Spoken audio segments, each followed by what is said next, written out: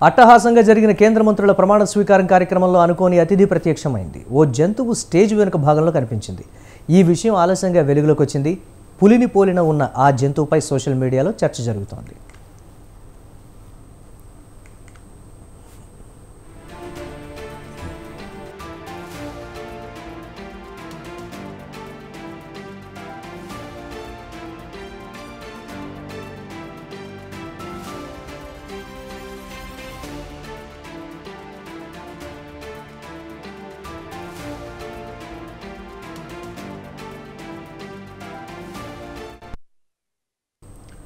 దేశ ప్రధానిగా నరేంద్ర మోదీ మరోసారి ప్రమాణ స్వీకారం చేశారు. ఆయనతో పాటు 71 మంది మంత్రులుగా ప్రమాణం చేశారు.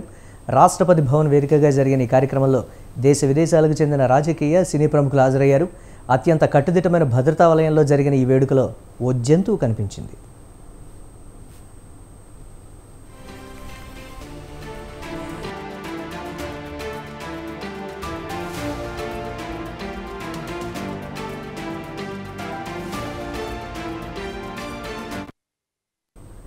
ప్రధాని సహా పలువురు కీలక మంత్రులు ప్రమాణ స్వీకార కార్యక్రమం పూర్తయ్యాక ఈ ఘటన చోటు చేసుకుంది.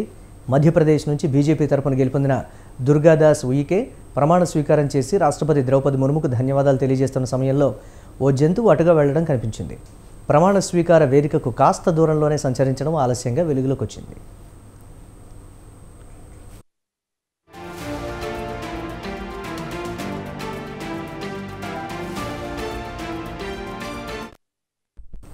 సోషల్ మీడియా వేదికగా దీనికి సంబంధించిన వీడియో ఒకటి చక్కర్లు కొడుతోంది. తొలుత ఫేక్ వీడియో లేదా ఏఐ జనరేటెడ్ వీడియో అని కొట్టిపారేశారు. తర్వాత ప్రధానమంత్రి కార్యాలయం నిన్న షేర్ చేసిన యూట్యూబ్ లైవ్ ఫీడ్ను పరిశీలించినప్పుడు ఓ జంతువు సంచరించడం నిజమేనని తేలింది.